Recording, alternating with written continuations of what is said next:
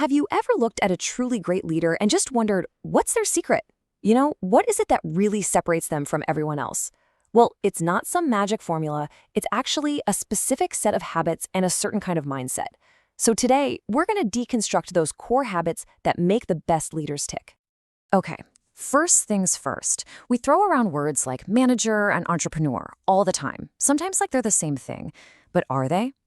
To really get to the heart of great leadership, we have to know who we're talking about. So what is the real difference here? Here's a simple way to think about it. A manager, they're the steady hand on the wheel of a ship that's already sailing.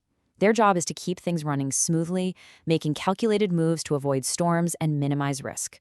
An entrepreneur? They're the one who decided to build the ship in the first place, maybe out of spare parts, and set sail for an undiscovered island. They're all about seizing opportunity, taking big risks for potentially huge rewards, all because they're chasing a vision. So yeah, they have different starting points, different attitudes toward risk, but here's the fascinating part. When you really look at the most successful ones, the best managers and the best entrepreneurs, you find out they're built on the exact same foundation.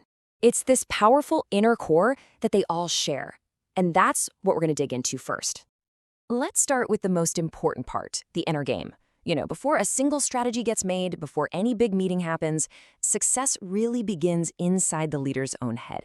It's all about how they think and how they see the world.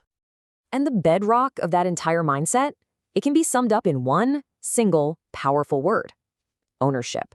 And I'm not just talking about owning stock in the company. I mean owning your responsibilities, your mistakes, your outcomes, all of it. This quote just says it all, doesn't it?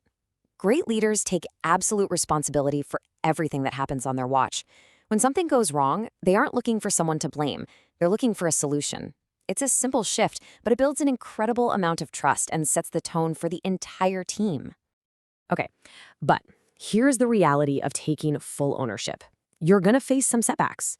You're going to own the failures just as much as you own the wins. And that is exactly why the second piece of the inner mindset is so critical. We're talking about resilience. Now, resilience is so much more than just being tough. It's the quiet engine that drives long-term success. It's having the patience to see a project through when it gets messy. It's the grit to get back up after you've been knocked down. It's hearing no for the 10th time and still getting ready for that 11th meeting. It's the force that just keeps you going when pretty much anyone else would have quit. So ownership gives you control, resilience gives you the endurance to keep going. But what points you in the right direction? What's the North Star? Well, that's vision. It's that internal compass that guides every single decision a leader makes. I know, this quote can sound a little negative at first glance, but it's not about being unhappy or dissatisfied. It's about having such a clear, vivid picture of what the future could be. A great leader is always looking over the horizon, driven by a vision of how things could be better, bigger, more efficient, more impactful. That vision is what pulls the whole team forward. All right, so a strong inner mindset is the foundation. But how does that actually translate into getting things done in the real world? That brings us to our next level, the strategy, the action, the moves you make.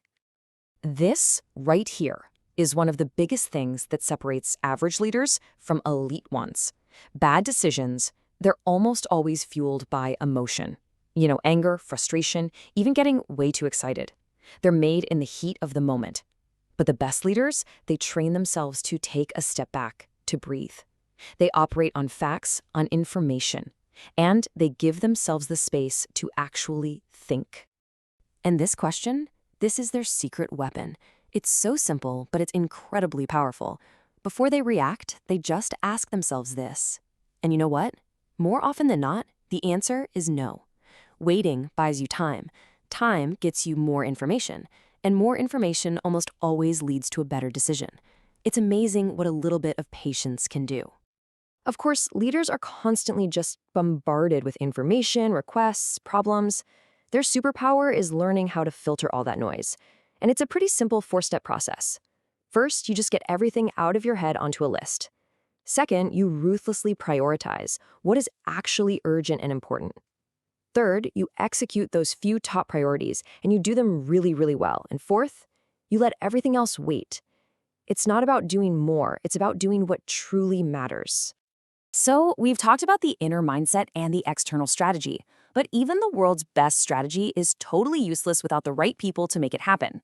So this final piece of the puzzle is the most human one: how you lead other people. This might be one of the most counterintuitive things about leadership, but it is so, so true. Just because you're the one in charge doesn't mean you have to be the loudest person in the room. In fact, most of the time, it should be the complete opposite. When you really listen, and I mean actively listen, you're not just being polite, you are gathering critical intelligence. Every conversation is a chance to learn something new. Listening gives you time to think before you speak. It shows you options you never would have considered. It gives you knowledge about your team, your projects, your customers. And in leadership, that knowledge is what gives you the power to make great decisions.